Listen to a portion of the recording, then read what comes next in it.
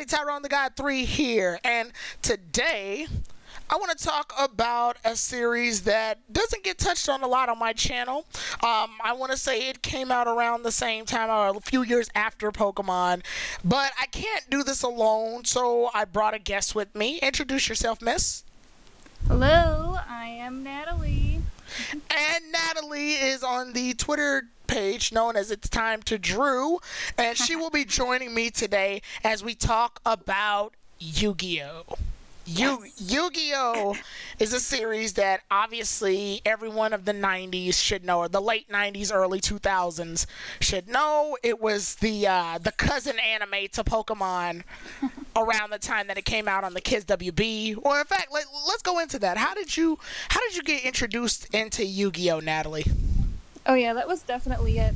I started out as a Pokemon kid, kindergarten, with OS Saga, and pretty much Kids WB was like, wow, that's a neat commercial, I'm gonna watch that too. And I totally jumped ship, and I was like, Pokemon's dumb, I like Yu-Gi-Oh!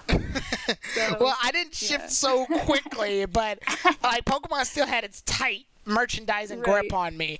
But from what my experience was, I was watching Pokemon obviously a lot on Kids WB, and then I saw this commercial and I noticed that there was this kid, and at the time I believe I was watching Dragon Ball as well, so I'm just like, what level of Super Saiyan is this kid on? Because he's got Goku beat. He's got like black, purple, and yellow hair, and it's all over the place. And it caught my interest. It definitely was, the first season of Yu-Gi-Oh! I definitely will say is an eye catcher, no matter what. And at least back then, because the anime of this level was far in between, only being limited to like Dragon Ball, Pokemon, Sailor Moon, your starter pack animes. So this was definitely something that caught my interest when I saw it on television. I don't think I watched the first episode. I was just watching in the middle, and then I just sort of rewound back to the first episode, but I wasn't really sure what I was watching. So if you asked me today what that episode was, for the life of me, I won't be able to tell you a straight answer. But for now, in this video at least, Natalie and I will be discussing the first season of Yu-Gi-Oh! So the first arc, which is the Duelist Kingdom arc. This is the arc which involves the main antagonist, which is Pegasus. This will be the introduction to a lot of characters that are staples in the series: Yugi, Taya, Tristan, Joey, Weevil, Rex, My Valentine, Mako Tsunami, etc., etc. Kaiba. Yes, Subtle Kaiba made his debut here. And with that being said, I just want to ask you this, Natalie. When we go back to the first episode, what were your thoughts about this? Because the first episode is very cut and dry. It gets straight to the point. So what did you feel about when you saw the first episode of Yu-Gi-Oh? Like as a kid or like recently? Just in general, like just as of now, I guess.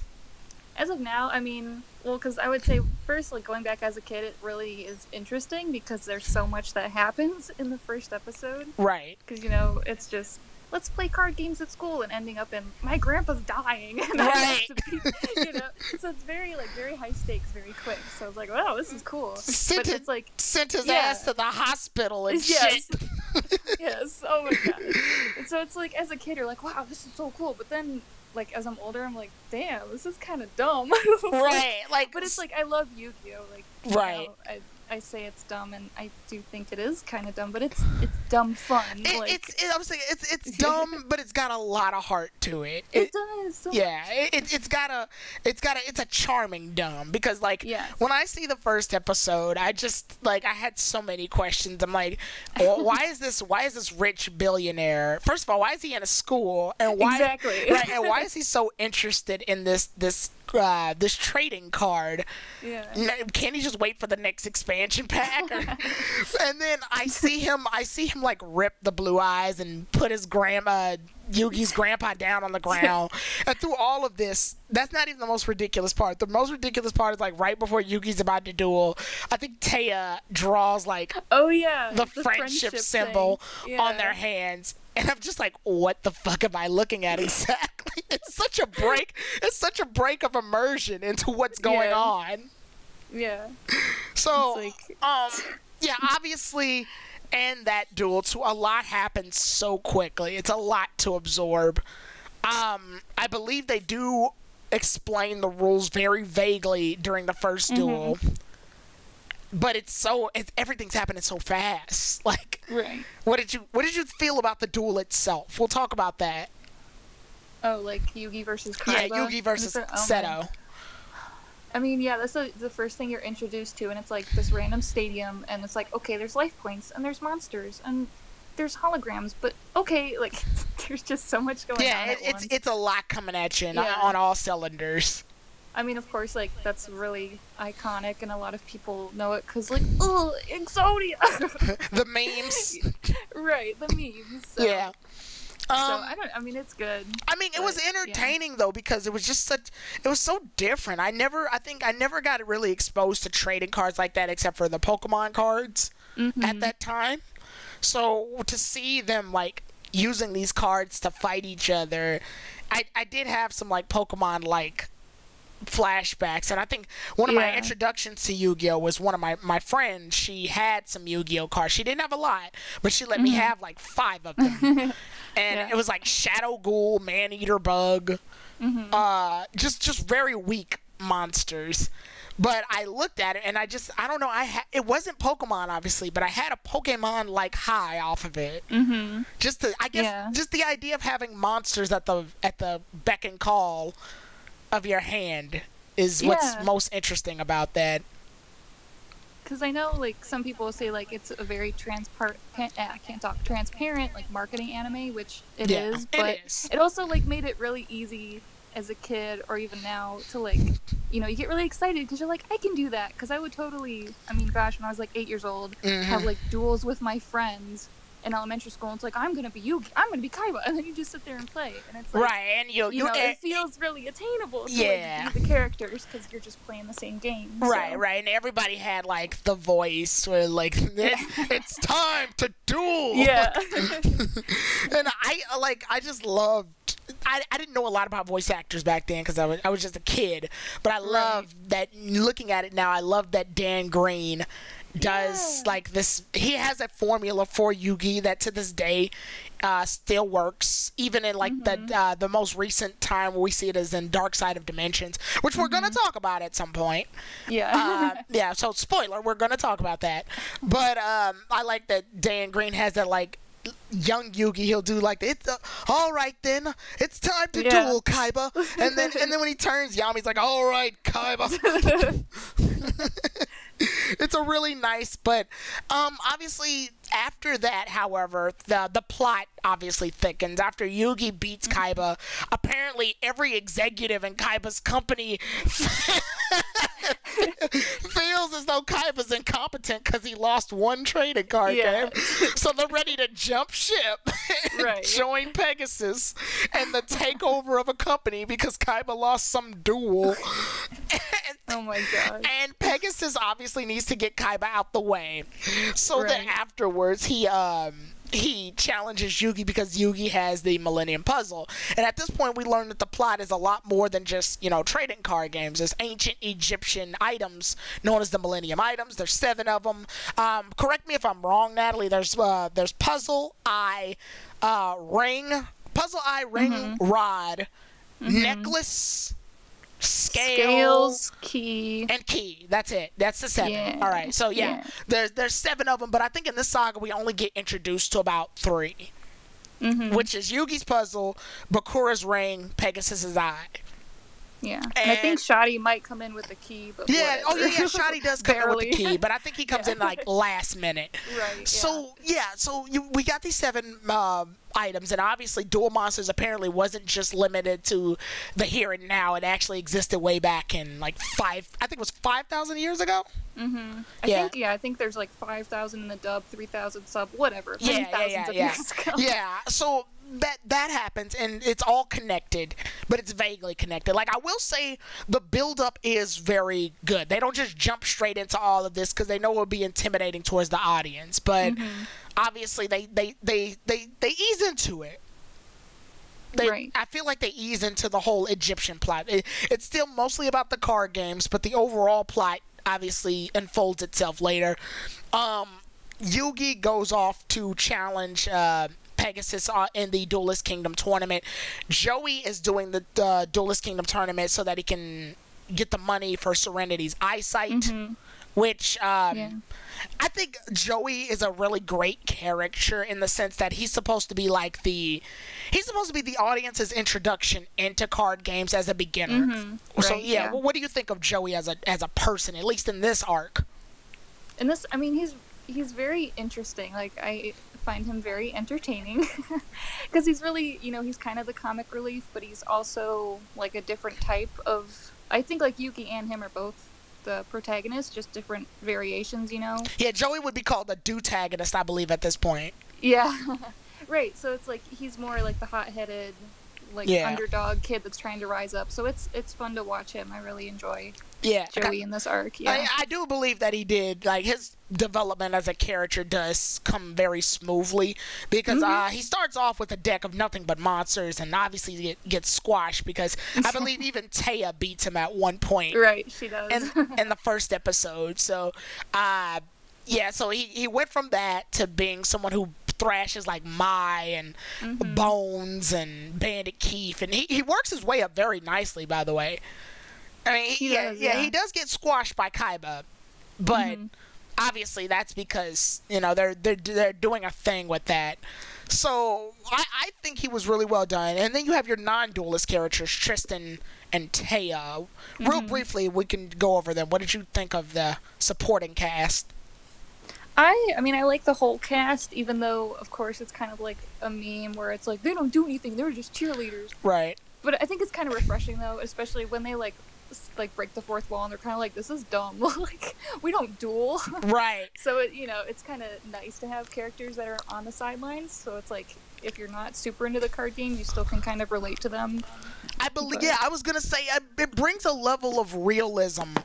Yeah. To this series that I believe the other series just don't have. Yeah. Because everybody duels in the other series. If you exist, you have a card deck for some reason. You live to duel. You live to duel. I like Yanagi from 5Ds, but I think it's silly that he has a deck. Like, that's stupid. Like, everybody has cards in the other series, where this one, you're just dealing with Taya and Tristan. And they're just regular people. So you get to see it from the eyes of people who don't actually duel, but are, showing their support. And, it definitely expands the cast to make it so that it's not just Joey and Yugi doing everything. So, that's how you diversitize. And I believe you don't have to actually duel to be useful in the series. The Tristan has proven that on multiple occasions. Right. And I was so happy, just like side note, when I unlocked him in Duel Links, I was like, this is the best character. And that means we're gonna have to talk about Duel Links because I do play Duel Links. Tristan and Taya. Taya's corny. She's cheesy with her talk of friendship and da-da-da-da. I believe that's a little bit toned down in the Japanese version. I'm not 100 on that. I think she still does it, but I think it's toned down to a certain level. But here, obviously, she's preaching about friendship to the point where Mai gets annoyed, but she's still very well used. I think she's just supposed to appeal to the female audience. Which you're the male audience. You're the female audience. What do you think about Taya? I mean, I like her. I know, I think in general the show is big on friendship, so it's interesting that I guess that is usually a thing that's left for her to talk about, because otherwise it's friendship or dueling. She doesn't really have dueling, so she's left with the other one. Yeah, so no, I like her. Yeah, so. And I guess I can't believe we actually kind of grazed over. I mean, Yugi himself, I believe we talked about for real. Was there anything that you like or dislike about Yugi himself? Well, like, I don't know, how should we say like Yugi and Yami? I was about to say, there's a split. Okay, and let me go ahead and briefly summarize over that for the people who don't know. Yugi obviously is the main protagonist of the series, hence the Yugioh. But he put together the Millennium Puzzle, and with every Millennium item, there's usually, well, at least with some, there's usually a spirit that resides inside of it. Yugi's Millennium Puzzle has the spirit of the Egyptian pharaoh from 5,000 years ago inside of it, and it takes over little Yugi. That's what some people call him, little Yugi. As little Yugi. Yeah, as a persona. And when it does, obviously his voice gets deeper, his dueling skills get improved, and he becomes taller and no one notices. But get some sweet eyeliner. Yeah, it's basically Yugi's Super Saiyan mode, if you will. And I guess we'll start off with Yugimoto first, and then we'll talk about Yami later. Yeah, so like, well, I like to call him Little Yugi too. But everyone Yugi, calls him Little Yugi. Yeah, he's so cute. But no, I really like him because it's just he's such like. Well, of course, if you just come in season 1, it just kind of like flashes back to season 0 stuff and doesn't really actually talk about it. But like the whole thing of like how Yugi was bullied and he had no friends. Right. And so it's just like it's really. I think he's really sweet and really nice because he. You know, he wants friends. He got friends, and he's like being more confident in himself and just kind of getting stronger because he's not really a pushover, even though he's really nice. So I love Yugi. He's so nice. I like that. I actually prefer Little Yugi over Yami. Only because Little Yugi may be the lesser aggressive of the two, but it still shows that he has his knowledge in dueling. Like, yeah, he still has his wits end about him. Most of the time when we get a protagonist in anime, at least, they know little next to nothing about the world that they're in, and it's up to them to learn because we're supposed to reflect off the protagonist, but that's what we got Joey for. So it's great to know that Yugi knows his stuff. That way all of his wins that he gets in duels are justifiable. I like the fact that, like, Little Yugi points out that, hey, Joey, your deck is bad because it just has monsters in it. Without any magics or traps, you're going to get whooped every time. Or, like, just little things like that. It's good to have... It's also good when Joey's dueling. He was, like, basically the one that give us exposition about each of the cards. So, so he still performed his role. He could be a support and a protagonist at the same time, which is something... that I've never really seen another main character in an anime go through. So, and obviously in the Dark Side of Dimensions movie, which we'll talk about later, I like him in that, but I'll explain more when we talk about that movie later on. But for as far as this one, I do like Yugimoto as a character. So I guess it's time to go into his other persona. Yugioh! Oh my God. All right, so Yami. We won't say his name until a later time, but Yami. Yeah. Okay. Yeah. So Yami. I mean, I like both of them, but I'm glad that we're on like a similar page of I like Yugi more because I just don't feel like Yami has as much growth, like at least in this season, which makes sense because of course the plot doesn't really start kicking in. But he's just kind of like, you know, badass, always wins, which is cool. Like he's a cool guy. And kind of the same thing, like he's, I guess, like an idealized Yugi. Like if he was like, oh, if I could be really confident and really cool. But I don't know, I just find Yugi more interesting. But Yami's still, I mean, he's smart, he's neat, like, I don't know. Yami, I think this is the most interesting take I've ever seen on a main character in general. Like, because the main character shares a body with two characters at once. Technically. But this is the first time we've seen a main character that's allowed to have split personality. It'd be like if Mario, for as cardboard cutout of a character as he is, suddenly transformed into like this crazy motherfucker. Oh my God. Let's go! But no, like, it's so weird to see a main character with two personalities. Because I guess it divvies things up. Like... it's a yin-yang situation, and Yami is clearly the yang in this relationship, where he is the more aggressive, he is the more assertive, he's the more confident, but at the same time, I believe that he has less growth going for him because he has everything he kind of needs already. Yeah. He's basically what Yugi's going to level up and become. Right. Yeah. So Yami to me seems like he's a very strong character, but that's the problem, is that he's too powerful to really develop. It's like having a level 99 character and having a level 14 character. One of them is going to gain experience points while the other one's going to just sort of chill and come out when needed. And that's unfortunately where Yami falls. That doesn't make him a bad character per se. No, he's not bad at all. Yeah, because he does grow. It's just... there's very little room for him to grow because he kind of already has his ducks in a row. Right. Yeah. And that's like another interesting thing with how, with pretty much how Duel Monsters is like kind of rebooting and like pretending season 0 kind of did and didn't happen. Yeah. Because how different he was in that, where he was just like fat shit. And I would say, we'll talk about season 0, but long story short, Yami was a crazy motherfucker. He was, yeah. So it's like, it's interesting because you don't get to see that, like, him getting gradually, you know, more accepting of things like friendship and morality. He just kind of starts out like, oh, okay. And so, he does what he has to win. Right, so, moving on the other side of the spectrum, I guess we can tackle the other characters real briefly. We'll obviously go to the main one, Seto Kaiba. Seto Kaiba, the main rival, and the I guess you can call him the anti-hero of this series. Right. Yeah. So, what do you think of Mr. Seto Kaiba? Kaiba's interesting. I have very interesting feelings about him because he's super, like, entertaining to watch because the whole, I mean, the jokes about, like, oh, his ego's huge, but it really is. Like, it is taken to a ridiculous degree of, like, how, you know, everything's, you know, you guys are all stupid, I'm right, and I'm doing all this stuff with my billions of dollars, and it's just way out of line. But, like, he's so fun to watch for that same reason, because he's such a jerk. Kaiba is... Yeah, go ahead. Well, no, it's just, you know, it's a very nice thing. People are like, oh, friendship, and then Kaiba walks in like, you dweebs. It's like, it's just so amusing. You guys are lame. Yeah. So it's kind of Kaiba is Kaiba is like what a hobo's fantasy of a rich billionaire is. Like, like he's like he's got a whole jet. He's 16 years old, by the way, I think, at the start of Yugioh, right? Mm-hmm. Yeah, because high school.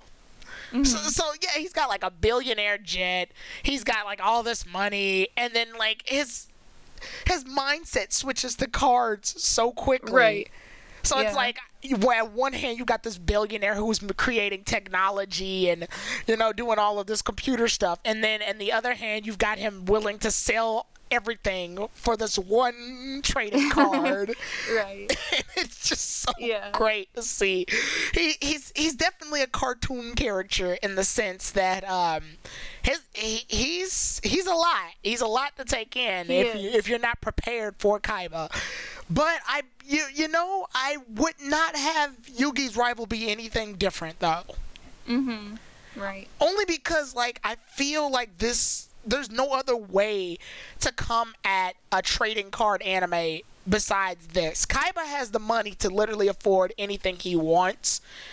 Yeah. That's why you see it the minute he puts that briefcase on and he's willing to trade in all those cards for his grandpa's blue eyes. I guess it's supposed to be a theme of like, you know, those kids that are rich who always have the best cards or, you know, the best things. Yugi's supposed to be like the common everyday man who scrambled up a deck and used what was taught to him with his friends and family, and that's supposed to topple over what money can buy. Like all the money in the world can't afford skill. Right. And obviously Kaiba grows and his skills are justifiable. So it's not just his money, but it's still very hilarious to note that his money is like a big part of who he is. Yeah. Like he's just like Yu-Gi-Oh's Tony Stark. Yes. That's a perfect example of what he is. He owns his own company. He does all this. And he does have a heart. He's not heartless. The dude's not heartless. Hence Mokuba, which I guess we could segue into. But yeah, so he has his feelings. It's just they're buried deep. And obviously when the show progresses, we'll learn why. But as of now, this is who he is. So I guess we can move on to Little Kaiba, Mokuba. Little Kaiba. Yeah, so like you mentioned, I mean, I think Mokuba's there pretty much to like kind of humanize Kaiba, like to give him something to fight for the same way Yugi is. You know, it ends up Yugi's going for his grandpa and then Kaiba's going for his brother, so really, you know, it makes sense. You can't say, oh, Kaiba should lose, because like, well, he has someone important on the line too. So Mokuba, I mean, I feel like in Duelist Kingdom he doesn't get much at first because it's just, I love my brother, and then he's like unconscious for the most of it. I love my brother. Ooh. Yeah, and then just trapped in jail. Trapped in jail. Yeah. Yeah. But yeah, he's good. He's a good kid. yeah. Mokuba is, I believe we got a lot of his character, unfortunately, all jammed into one episode. It was the episode where Chemo kidnaps him. But no, before that, he actually escapes Duelist Kingdom. And, well, at least the castle. He escapes the castle, and then he disguises himself as this, like, bandit and starts stealing people's star chips and cards and stuff. And duels Yugi, but he's very terrible at the game. So, and what happens is he's doing all of this for his brother. Right. So he's got his heart in the right place. But, it's just, he's a kid. That's the only thing. He's the youngest. And I believe kids are kind of necessary in these style of animes because they always got to have, like, the little kid to represent the younger demographic. It's a shame he has to get kidnapped. So he's mostly Kaiba's he gets relegated to Kaiba's motivational character at that point. Yeah. Yeah, so, yeah, that's pretty much all I got from Mokuba as of right now. Yeah, like you said, he doesn't really have much to shine here. He shows up, gets kidnapped, and then that's it. Right. Yeah. So, moving on, I'm going to try to combine these people just so that we can save a little bit of time and move on to the meat of Duelist Kingdom. We've got our I'm going to call these our reoccurring rivals / enemy characters. And these are basically, as listed, there will be My Valentine, Weevil Underwood, Rex Raptor, Mako Tsunami, Bandit Keith, and yeah, that's it. Yeah. What do you think about those characters? I mean, we can briefly start with Mai, because Mai, I feel, is the more important out of them. Yes, I love Mai. She's like in my top 5, but that's just, she's very interesting in Duelist Kingdom with how she starts out, because she's like a cheater. She's like spraying her cars with perfume and shit. Right, yeah, she's cheating, and she's like more of like just the ditzy, you know, like I'm just fighting because I want money. Yeah. So it's very, I don't know, like I still enjoy watching her though, even though, you know, when Taya comes into the mix, it's just a cat fight sort of scene. Yeah. But no, I think she's a good character because you see later with her too that she does have a heart and she like tries to help Joey out and supports Yugi too. So yeah, she's good. My Valentine to me, I think, was another good job at character development. I guess it was their second shot at appealing to the female demographic, but this time having a female duelist. Mai comes off as like mostly a gold digger. Right, yeah. Yeah, because like her introduction is she's dueling Rex Raptor out of his hotel suite, and then after that we just get her dueling for, you know, just crushing people and getting to all these fancy places and stuff. But she does learn. Like, she's a recurring character that actually does gain development. And, you know, from the moment that Yugi duels Panic to get our star chips back, she does repay him later on because of that. Right. So it shows that she's growing as a character. Like, they even have the episode where she gives Joey, Tristan, and the others food because she's so close to making it to the castle that there's no point in having the food anymore, so she just gives it away. Yeah, she does grow. Like, I think it's a gradual growth too. That's what I like about it. But moving on to, we'll combine these two knuckleheads. We'll combine Rex Raptor and we'll combine Rex Raptor and Weevil Underwood. What do you think about them? I mean, I've been watching the Abridged series recently, so I can't help but Beavis and Butthead. But they're just, you know, they're pretty much your comic relief. Like, they're still rivals, you know. It's more like Weevil's against Yugi and Rex is against Joey, but it's still like they're kind of brushed off more easily, and they're just kind of goofy, like hot-headed, arrogant. I won the regional championships. Yeah, like, okay, cool. They are I will say, the Team Rocket of Yu-Gi-Oh. Yes, if that makes any sense. That's a really good way of putting it. Yeah, they are. So it's like they are a threat theoretically, but in actuality, you got other people you could worry about more. Right. So. And they do work on their characters. It's not like, you know, they just sort of... I'm actually surprised because I thought when they made their debut in the regionals, I thought that would just be, you know, just to show off, you know, the characters themselves and show off what pro duelists look like. But they do go out of their way to show them in Duelist Kingdom and develop their characters. Obviously, Weevil is responsible for the infamous Exodia loss. Which can I see your cards? Yeah, that's dumb on Yugi's part though too. Like, what kind of person just gives someone they're rare. He's such a trusting boy. He's good. He's a good boy, but he's too good of a boy sometimes. Right, So Weevil just yeets Exodia off the boat. Oh my god. And Rex, he doesn't really do anything that's cheating per se. He's just sort of. He's easily manipulated. That's the bad part. Yeah. Because he just wants to get with Mai. Right. Yeah. He just wants that booty. Because I believe that the wager was different in Japan. In Japan, if Rex beats Joey, I think Mai was going to give him a kiss or something. Yeah, it was pretty ambiguous. She just said like, "Oh, you'll get a gift." And it was very. What could that be? It was very innuendo-y. So yes. I guess they just wanted to cover that up for the kids. Yeah. But other than that, that's really all we can say. We can briefly touch over Mako Tsunami because he shows up again in the next arc. It's just really funny to note that he's in this one. Yeah. Yeah. I mean. I know they encounter him on the cliff. Do they have one duel and that's like isn't it? He lures them in because they're hungry. And so he purposely cooks some fish so that he can meet them and then duel Yugi. And the dumb part is he invites them over to eat the fish. And then when Yugi leaves, he throws a harpoon at him and challenges him to duel. I'm like, why didn't you just challenge him when y'all were eating? It was so stupid. It's such a like he goes from like almost bad guy to like silly goofy character in an instant. Right. Yeah. And it's so weird. It's just like it was the one time where the duelist that Yugi's dueling isn't evil, but he didn't need to. They didn't need to raise any stakes, so I don't know why they did that. But yeah, Mako Tsunami exists. I think it was the only reason I noteworthied him is because he's there, and he shows up again. So I'm glad they reuse characters. Yeah. And then last but certainly not least, well, actually we have two characters. Want to tackle Bakura real fast since he's technically a very important character. Just technically. Yeah, I mean I love Bakura. I think he's so cool. But like the normal one, because we got another split. Split in characters here. But like the good one, we can say. I mean, I always liked him because I see him as very similar to Yugi. But I think it's unfortunate because like I think Bakura wants the same thing as he wanted friends, and he kind of doesn't really get that. He's kind of like expendable in their group. Sometimes he's there, sometimes he's not, and sometimes they don't really notice if he's gone. So I know we'll talk about season 0 in a different video, but I want to briefly touch on season 0. There's a second girl in Yugi's friend group. She's blue-haired. I forgot her name totally. Miho, yeah. She shows up and then leaves, right?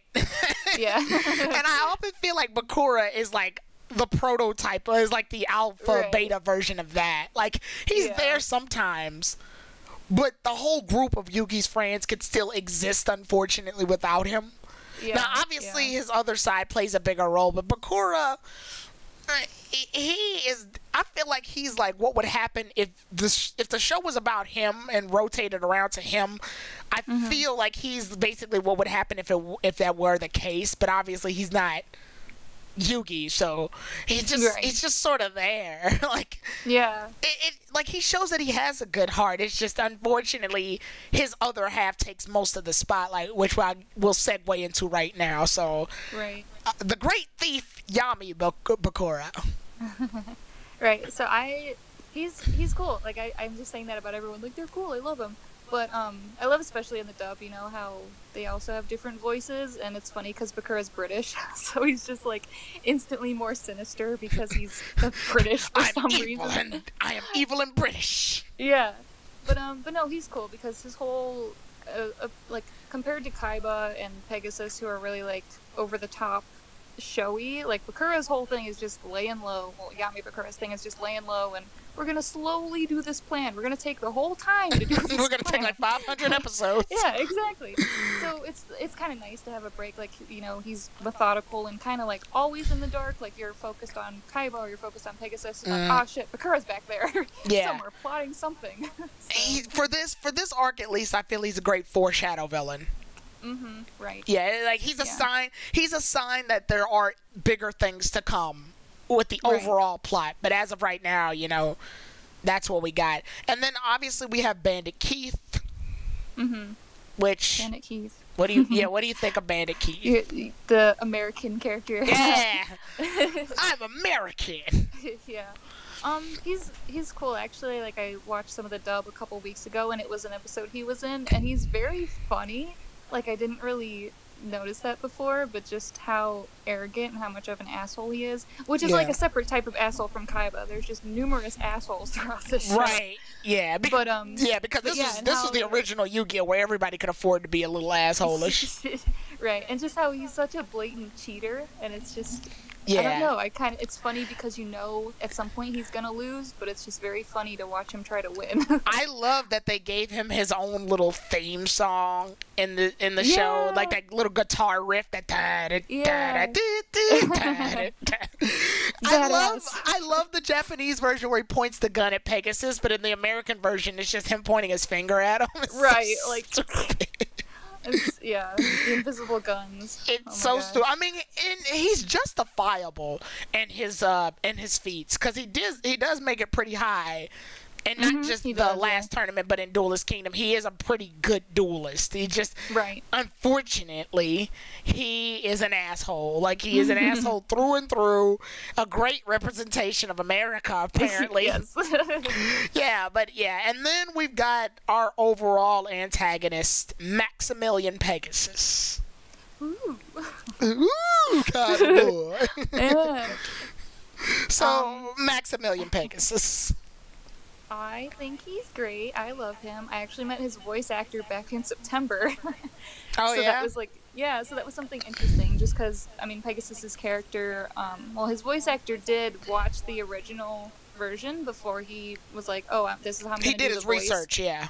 Yeah, so it's really nice because he tried to keep it similar, and it's pretty much the same thing, but he's just fun to watch, because of course his voice kind of reminds me of James from Pokemon. Like, it's just, very effeminate, but it's funny, and he's still like a scary villain, which is cool. Yeah. And when you learn about his backstory eventually, like, it's still, you understand why maybe he's, even though it's Yu-Gi-Oh, so the motivations are like, really, you're gonna do card games over this? But whatever, I'm still touched. So yeah, I think he's a good villain for season 1, like a good introduction. Yeah, Maximilian Pegasus is amazing to me. He's like, he's this just, I've never really dealt with someone quite like Pegasus, where most anime, the villain's obviously evil, they're monstrous, they're something.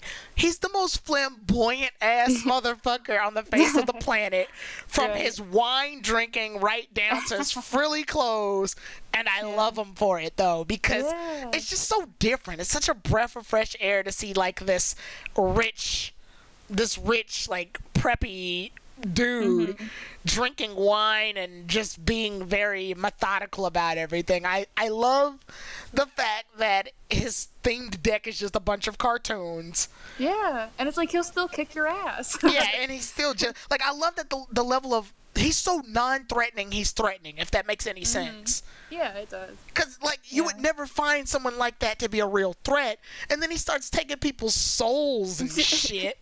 Right. It's just so much to handle. I don't know why, but my favorite scene of Pegasus's, though, is when he's watching Yugi duel the Ghost Kaiba.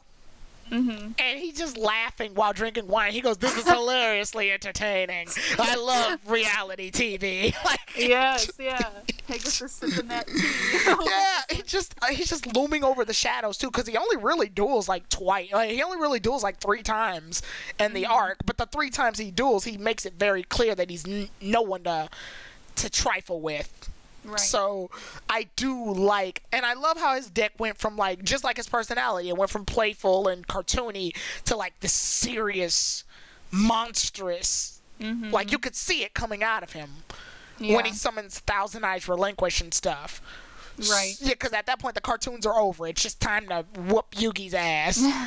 So I do like him as and I love that he's a reoccurring character. He doesn't have as large of a role, but he's still, he's still doing his job as a villain. I know, I never met his voice actor like you did. However, I do know that Yu-Gi-Oh does these things called live duels in some of the tournaments.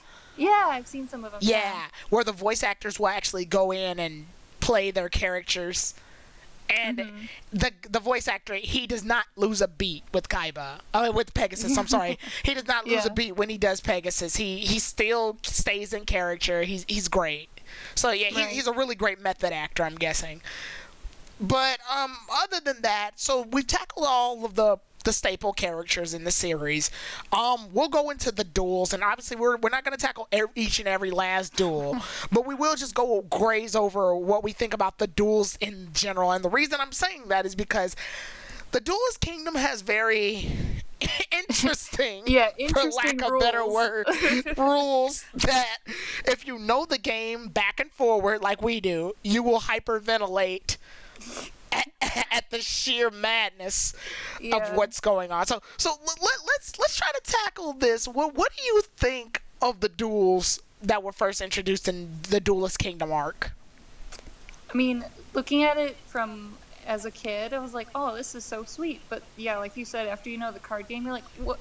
You can't shoot a catapult turtle at the moon. Like, what? Like, it just makes no sense. Yeah. I mean, I understand. Even with, like, Pokemon, for example, like, of course the anime's not going to follow He's using the thunder as armor. Yeah. Oh, that's true. Oh, my God. So, okay, that's a good, like, metaphor, well, not metaphor, but whatever. That's a good comparison, yeah. Yeah. Every Duelist Kingdom is like a different thunder arbor each time. Yeah, it's literally them breaking the rules each time, and it's so weird. Like Pokemon and Yu-Gi-Oh have both gotten better at following their own in-game rules, but back in the day, man, I guess as a kid, I didn't really care about it as much. But then I got to actually learning the card game, and it was so embarrassing because my knowledge of the Yu-Gi-Oh card game came from the anime, but my friends were playing the card game.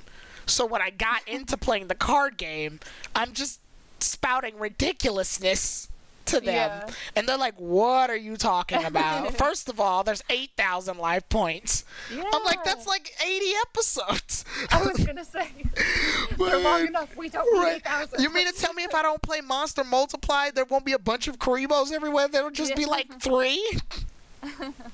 It's so funny, but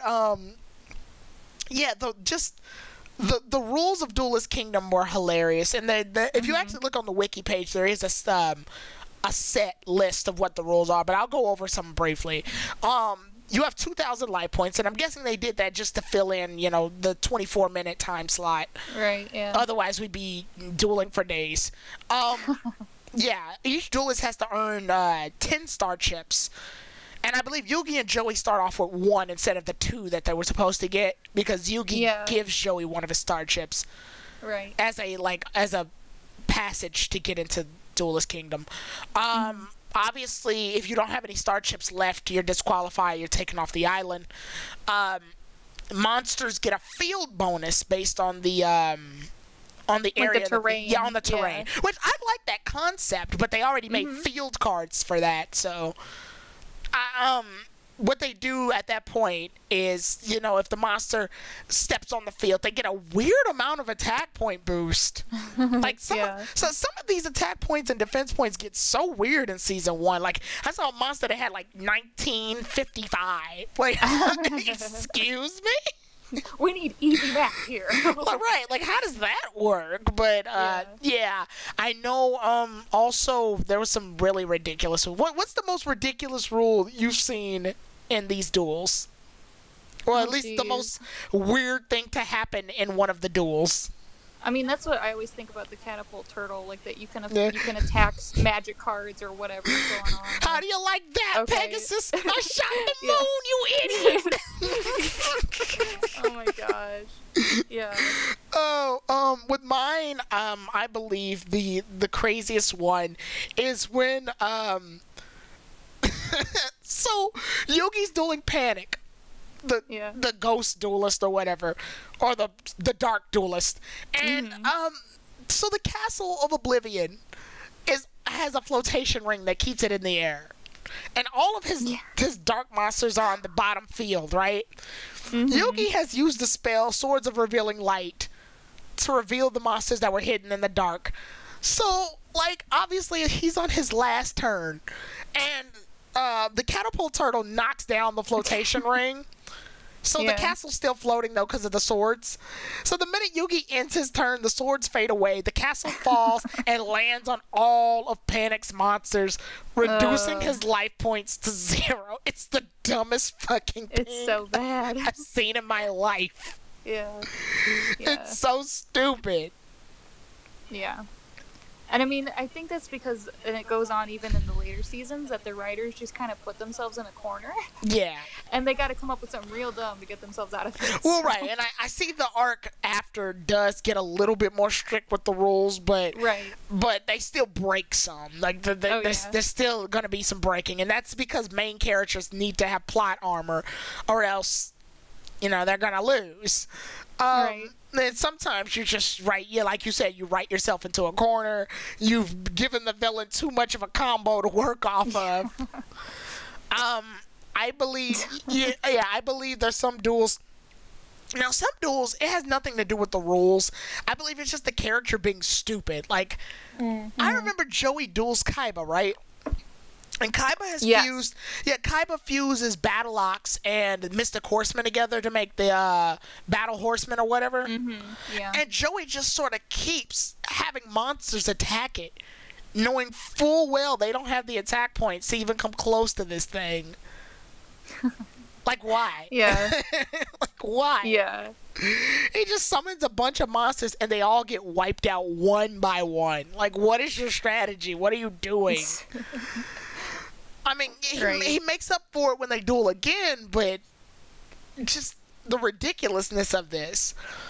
I know there was also another one where, like, this happened to Yugi twice. Panic has monsters in the dark, so he can't see them, which means he can't attack them. Meku Tsunami has monsters that are underwater. Yeah. So he can't attack those. So his solution is to have what's the rock monster that Yugi uses? Oh, like the steel grotto thing? The stone golem or whatever. Yeah, he has like that. He has him attack the mystical moon spell card, and the moon hit the moon. The moon gets destroyed and wipes out the tide, so the water monsters are just sort of on land and they can't do anything.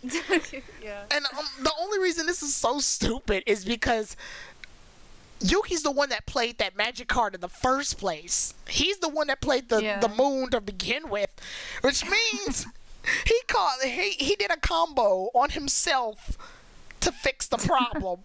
It was so just back. It was so ass backwards to me. Right. And like I know Joey did a thing where like he had Time Wizard. Technically, he's supposed to fuse Time Wizard with Baby Dragon to make Thousand Dragon, but he uses Time Wizard's effect, and that turns all of Mai's monsters old and does the Baby Dragon fusion. What did you think of that? See, that was like part of the ones I recently watched, and it's like, it's just frustrating. It's like, you know, because it's pretty much like, oh wow, that's so handy that it just happens to make your monster shit and mine are better. Right.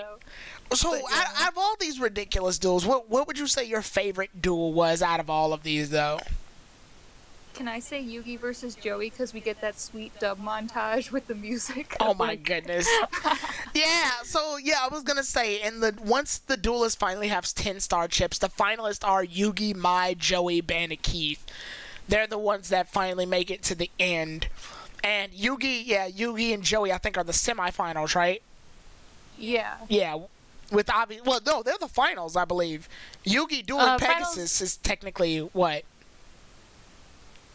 Yeah, Yugi versus Pegasus would be finals. Okay, so they are semifinals. Okay. Yeah.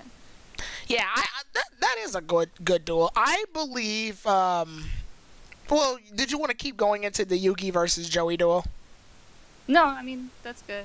I think that duel was a great way of showing how much Joey's grown. Yeah, that's true. Yeah, because he actually gives Yugi a run for his money. I mean, obviously Yugi wins in the most bullshit-ass way possible, by the way. Freaking Time Wizard turns Baby Dragon into Thousand Dragon. And this feels like such an ass pull. It's like Yugi goes, oh, but it also turns Dark Magician into the Dark Sage. And I'm like, Yugi, if you don't get your ass somewhere, right? It sounds like you know when like kids are playing pretend, they're playing superheroes. I was just gonna say, yeah, and like the kid, there's always that kid that's got to one up your ass. Right. It's that.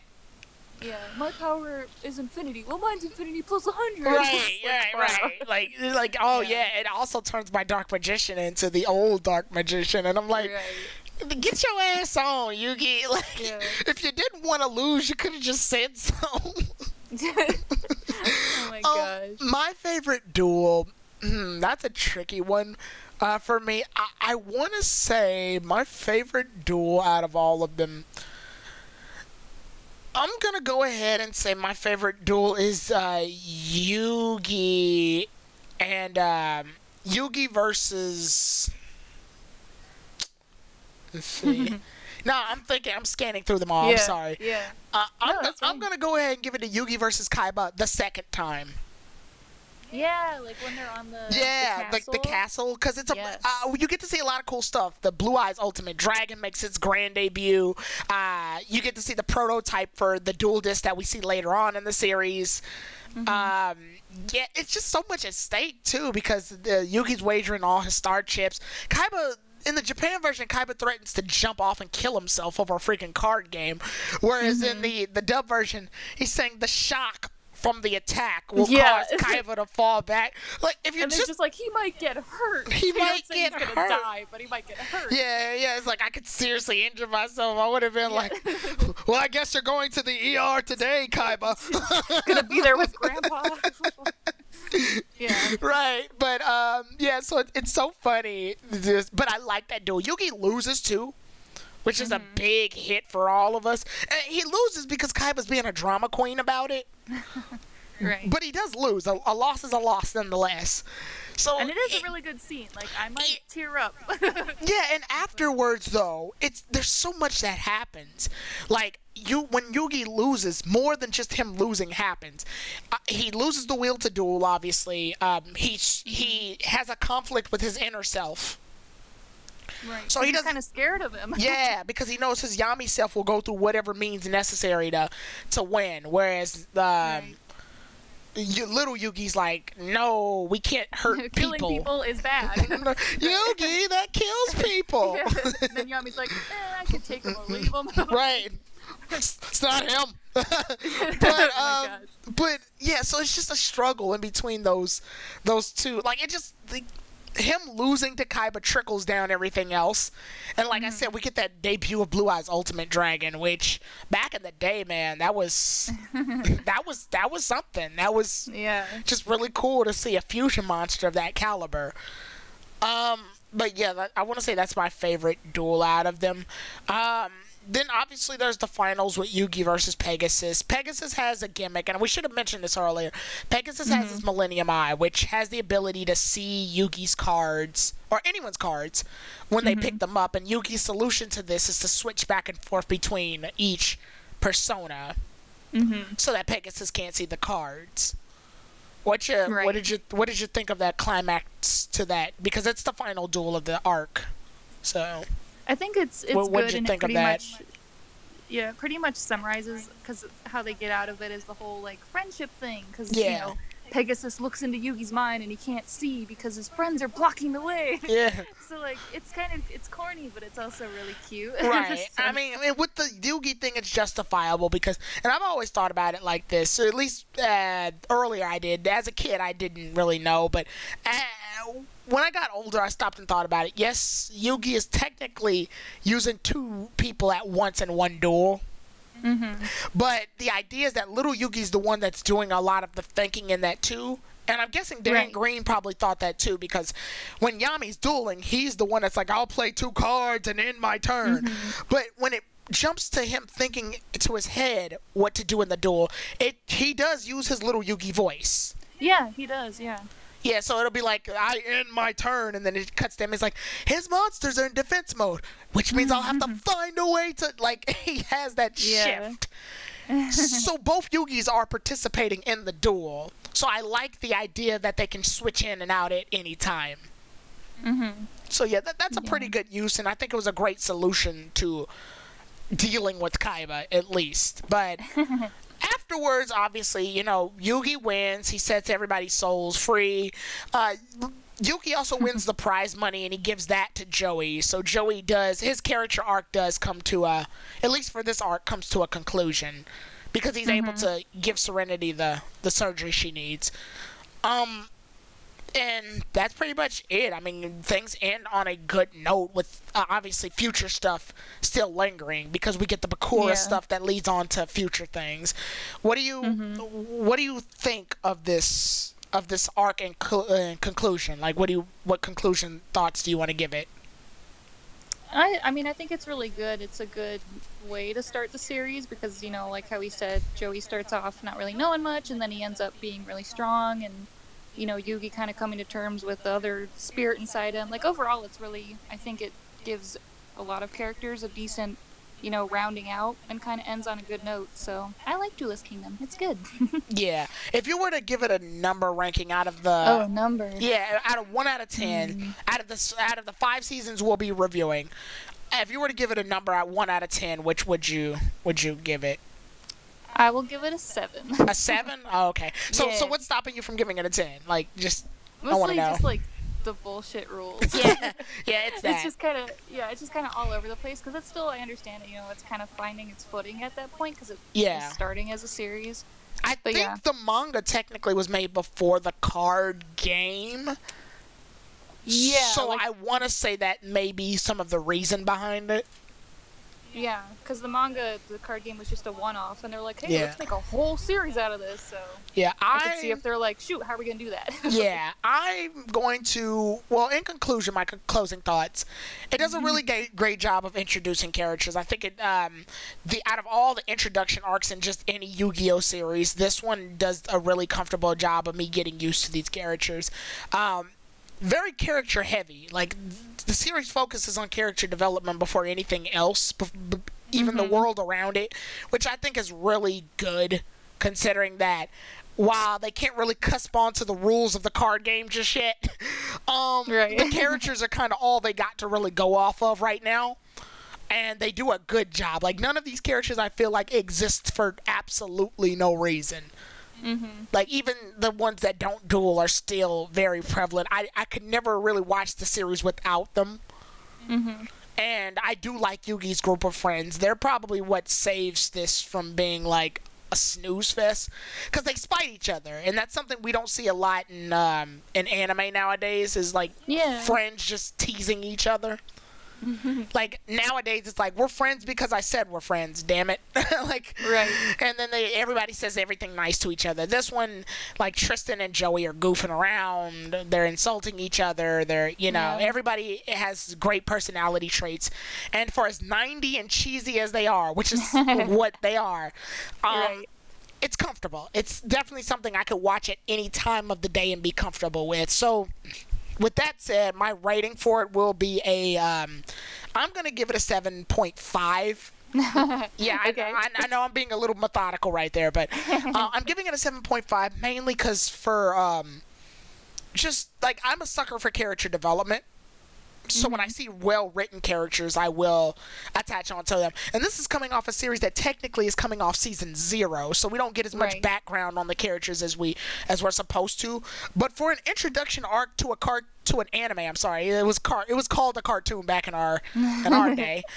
For an anime that was introduced to us just there, with already established characters, they at least do a good job to make me care about the characters. The characters aren't just on screen for the sake of being on screen. They do take the time to, tackle some things from season 0. Like, Joey's like, hey, we were only friends because you stood up to the bully that we got bullied by. I jumped in the water to get your Millennium Puzzle, and then I jumped in the water again to get your freaking Exodia piece. I'm jumping in the water for you a lot. You gotta take swim lessons. Right, you gotta eat in this ocean with me, which I think is very funny for the next discussion we have. But yeah, so I'm a sucker for character development. The only thing stopping it from being a 10 for me is just, like you said, like the broken mechanics. And is it unfair to judge it on that merit if you're just a kid watching the show for the show? Yes and no. Yeah. Because it also... I mean, I didn't notice as a kid. Yeah, but you also got to remind yourself this was a card game first and an anime second. Sometimes, well, a card game primarily, then an anime. So just, I don't know, just the broken rules. It felt like Yugi just had everything he needed in order to win most of the time. So he almost seemed like an unstoppable force a lot of time, which was very comfortable to see him lose because, you know, it's a level of reality. Right. But at the same time, there's just a lot of cheesiness in this that sometimes may be cringy. And that's kind of what's stopping it from being a total 10 to me. But with that said, I believe that we are done with the Duelist Kingdom, at least for now. Is there any thoughts, last minute thoughts you had? I mean, not really.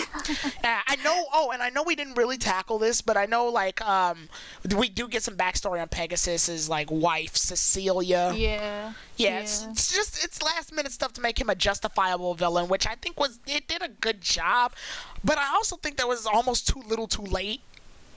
Yeah, that's true. It would have been nice to have it hinted at a little bit earlier. Like I think they do have a picture of Cecilia on Pegasus's wall. Yeah, they find one. But I'm talking like during the series, like as the saga goes along. But it's so like Pegasus doesn't linger on it enough for me to really care until it's finally like, oh, my lovely Cecilia. Like, plus, in between you and me, and I'm not stereotyping, but Pegasus having a wife just is odd to me. Does that make any sense? No, yeah, a lot of people are like, damn, he has a wife. Right. But I get it. But overall, it was a nice, it's a nice story. If you want to watch just that, sure, but then you're going to be wondering about the other parts of the story. Because there is a lot of story in Yu-Gi-Oh! We've only touched the tip of the iceberg, but if we're talking introduction, this does a really good job of establishing what characters it has. So with that said, I believe, like I said, we are done. We have conquered Duelist Kingdom. The next arc we will be discussing will not actually be the one that you all are thinking of. I'm going to call this do you think I should call this the Domino City arc? Oh yeah, that would make sense. Because it's just a hodgepodge of stuff that happens within Domino City before the obvious battle city arc. Yeah, so we'll touch on that one briefly too, because obviously it's not a long arc. So next time we come together, we will discuss the Domino City arc. And here with me, thank you for joining me, and thank you for joining me for the entire month of March for this Yu-Gi-Oh! March Marathon. Natalie, also you can follow her on Twitter. It's Time to Drew is her Twitter name, because she loves our rival coordinator from Gen 3. I do. Yep. And I love Yu-Gi-Oh! All right. And then her YouTube channel. Thanks so much for having me, too. Yeah, no problem. Her YouTube channel is also It's Time to Drew. Is that correct? Right. Yeah. But you're just going to get AMVs there, so don't go. I mean, unless they're into them. But, all right. Links are in the description. So if you want to follow her stuff, go ahead. With that said, thank you for being here, Natalie. And like I said, the next time we come back, Domino City arc. Hell yeah. Thank you. All right. Tyrone the God 3 out. Bye, everyone. Bye.